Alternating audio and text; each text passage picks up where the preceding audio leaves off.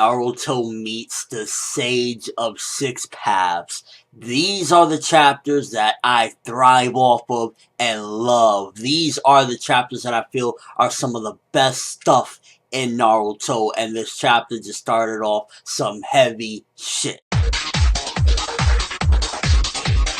This was right now the perfect time to see the Sage of Six Paths. And to be honest with you, I was a little bit taken back by how his appearance was. He kind of looks very old, and he kind of looks like, in a way, like an old, really old Sarutobi with a long beard. And it was interesting just to look at his design of itself, because on his forehead he has like a Rinnegan circle. And I'm curious if that adds to his power, added to his power, or was that just something that he did as like a sign of respect towards Rinnegan or his power. But you see that he has a Rinnegan circle on his forehead, and overall his design, finally being able to see his face, has been like how long that we've heard of the Sage of Six Paths and how amazing he was, and to actually see him there talking with Naruto is like, this has been a long time coming, and I feel like these are definitely the best type of chapters of Naruto, when you get this history that overall goes back into the overall theme of the series and just everything about it, the history. I love these chapters, and these are definitely some of the most informative things that you can get, because it goes into everything that Naruto is about. Not only the war, not only Madara kicking ass, this just goes into the bigger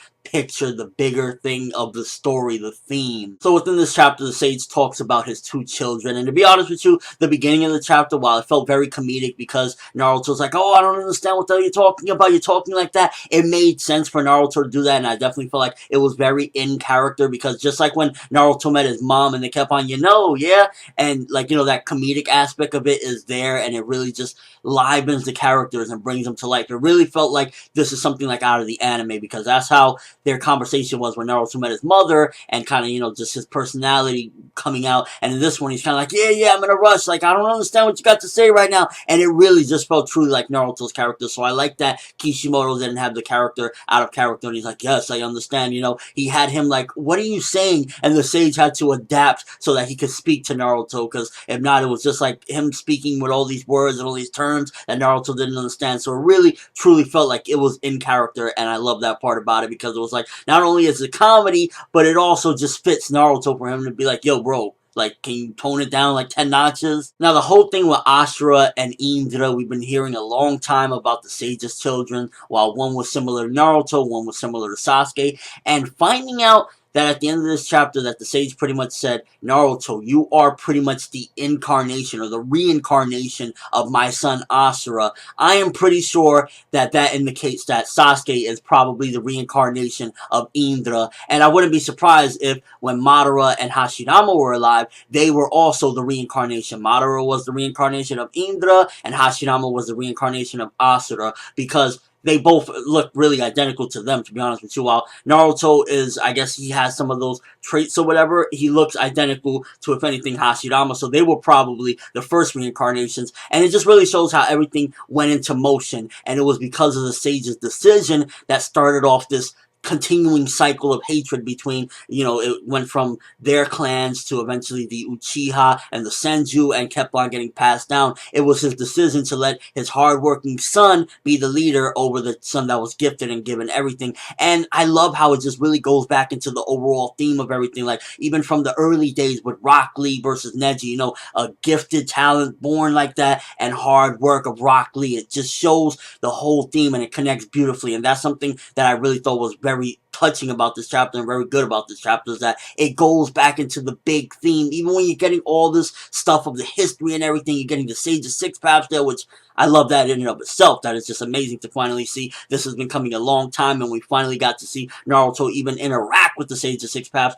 Why he showed up, I'm guessing for the most part, since Naruto already had the chakra of all the Biju inside of him at some point, he was able to show up. I'm guessing it's some sort of like connection that once you have all the Biju in there, and possibly if you're a good person, or maybe you have traits of his sons or something like that, that's when he will show up, and that's why he's there now. Now, seeing the Sage's mother, I honestly wouldn't be surprised if she is the Death Reaper of some sort. Maybe she's a Death Reaper or something, some sort of connection, because she looks very identical to the Death Reaper. It could be just character design or something, but maybe that's what she ultimately became, because you could see that the Sage is different from his mother. He even said, I made Ninshu. she was using ninjutsu, and there's a difference. He was trying to make peace, she was starting off wars, and she was fighting and everything, and she just kind of looked like a little bit of an evil type of character. Like, who knows, what if maybe she ultimately became Orochimaru, and Orochimaru is actually the sage's mother, and it passed down, and eventually she made this little kid body, and maybe even Orochimaru forgot, or maybe Orochimaru knows. Yes, I just predicted that Orochimaru might be a girl, a crazy demon that was the sage's mother, but you never fucking know. It's Naruto. We also find out in this chapter that the sage had a brother. I don't think we ever actually knew about that. We knew that the sage had 2 children, but we find out that he had a brother, and they also fought against the Juubi and had it sealed in both of them, but we never really got too much about the brother within this chapter. I would have liked to learn a little bit more what happened with the brother and ultimately what led to him just being on his own, but nonetheless we find out a little bit more as well about the sage and how he had a sibling and a little bit about his mother and the connections of family. And I'm curious if the reincarnation and the continuing flow of the chakra of these 2 brothers also goes into play with everything else, because like they said, that pretty much one brother was the hard worker, one brother was gifted. Does that also just ultimately pass down to everything, like how Rock Lee was also a hard worker and Neji was the, gifted one? Does that pass down as well? Like, because Neji, his clan, we never really got too much about Neji's clan, unfortunately, the Hyuga, and just how their overall connection to the Uchiha, but I'm imagining that they also are descendants of that brother Indra. Like, the Hyuga are there, and then Rock Lee and whatever clan he's from, he's the same as Ashura. We're definitely going to learn more from the sage about what happened or whatnot, but it's very interesting that I wouldn't be surprised if he blames himself, because at the end of the day, he made a decision, and his decision started everything. Like, you even see his son Indra looks similar to Madara. He looks like he is pissed off and, just bitter as hell once he made that decision that, yes, I want this son to lead. And at the end of the day, he had to make a choice. He had to make, there's always going to be only one leader, and sometimes they got to accept that. And he felt as though when somebody has these trials and tribulations to get to that power, they will be more understanding and just overall have a better experience and be more experienced overall than somebody that's been gifted everything. You just born with natural talent, you were born with everything, so you didn't have to work hard to get to that point, and that's what he valued. And it just really, truly, this chapter, like, it wasn't the most spectacular thing as far as, like, you didn't get, somebody died or something like that, and it kind of broke away from the guy sensei stuff, which a little bit is unfortunate, because I was really hoping to see what's gonna, the ultimate outcome with Guy, but it also gives you that necessary break that gets you back to the overall picture, and I just really appreciated that, and I thought that that was done very well, and it connected with the theme, and seeing the Sage of Six Paths and him talking with Naruto, which was coming for a long time, and we finally got it, and just the bombshell that Naruto, he's not a reincarnation of the Sage, he's a reincarnation of the Sage's son. Like, I don't know if there is a reincarnation of the Sage of Six Paths himself. Maybe the Sage is mistaken, but he's a reincarnation of Ashura, and I wouldn't be surprised if that means that Sasuke is a reincarnation of Indra, and it was passed down. Hashirama and Madara were the original reincarnations. Overall, this chapter, I felt as though it was a great chapter. Really dives back into the theme, and it just connected in so many different levels, and I love the tone of it. The tone of it was just something different than what we've been getting. We've been getting a lot of fighting, we've been getting a lot of Madara ownage, and while I love that shit, it's nice to take it back and get back to the history and learn things about the Naruto world and go back into the theme, and it was just overall a great chapter. I'm gonna give this one 9 out of 10. These are the type of chapters that I feel they are overall important to the main story, everything included, not just the war and what's going on right now. It was also a very necessary chapter to go into this, because we know at some given point, it's a big assumption and it's safe to assume that Naruto will indeed inherit these powers, and I'm guessing after the end of this conversation that he has with the Sage, he will indeed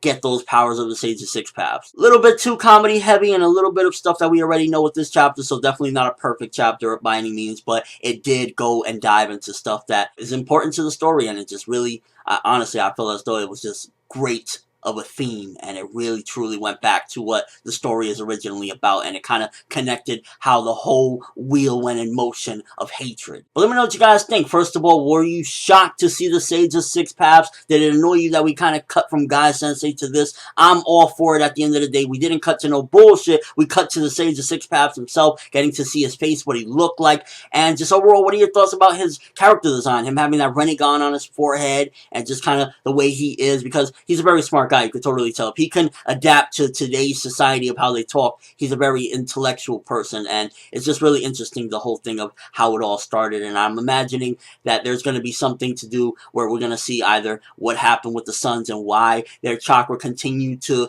evolve and kind of make people go through these cycles of hatred. What do you think about his mother? Do you think it's a possibility the Sage's mother is the Death Reaper and she's just a bitter old bitch? And it's safe to assume if Naruto's a reincarnation of Ashura, that Sasuke is a reincarnation of Indra. That's all I have for this review. Thanks for watching. Hope you enjoyed. Thumbs up for seeing the Sage's six paths. It's been a long time coming, and I'm so glad we finally got to see it. Great stuff. I'm Finette World, and as always, people, have an awesome day.